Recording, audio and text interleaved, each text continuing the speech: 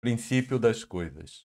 Provavelmente o homem tenha sentido, desde que nele se estabeleceu a consciência do eu, a necessidade de saber como tudo começou, entender a origem e o funcionamento.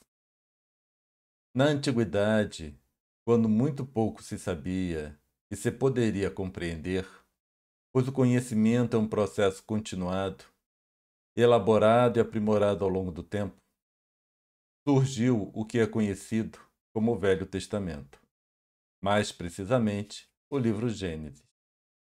Neste livro, mais histórico que religioso, encontramos os primórdios de uma explicação sobre o aparecimento das coisas. Nele, o evento que deu surgimento de tudo o que se poderia conceber recebeu o nome de Deus.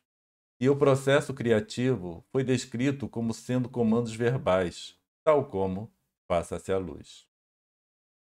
O tempo passou e o homem foi observando e aprendendo. Surgiu a ciência mais organizada com os gregos, estabelecendo o procedimento através do qual os fenômenos estudados eram explicados por leis devidamente formuladas e documentadas para posterior referência.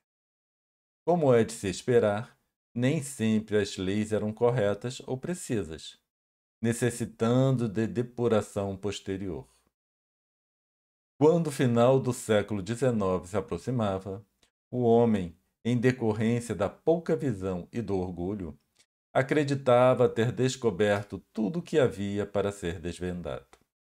Todavia, neste mesmo período, como consequência de certos experimentos, teve início o que foi chamado de física quântica, mudando tudo o que se pensava acerca dos fenômenos materiais, causando uma verdadeira revolução do conhecimento.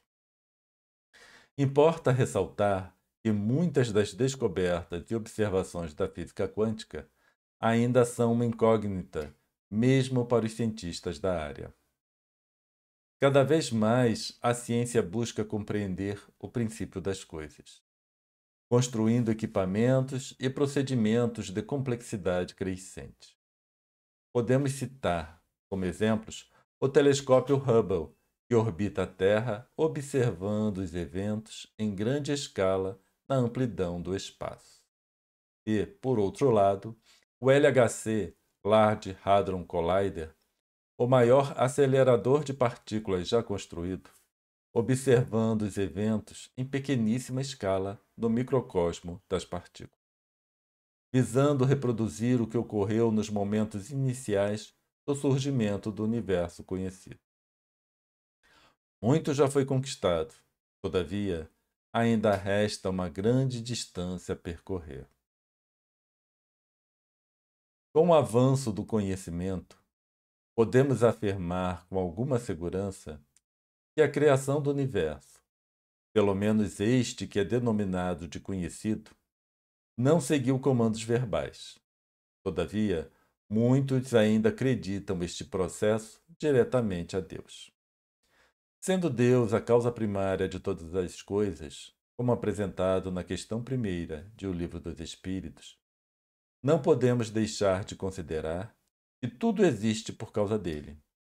Mas isso não significa que em tudo seja decorrente de sua ação direta. Caso contrário, qual seria a atribuição dos espíritos? Com o advento da doutrina espírita, tomamos conhecimento da teoria dos fluidos. Esta teoria nos diz que toda matéria é formada por fluido e que este sofre ação do pensamento dos espíritos na formação de corpos materiais.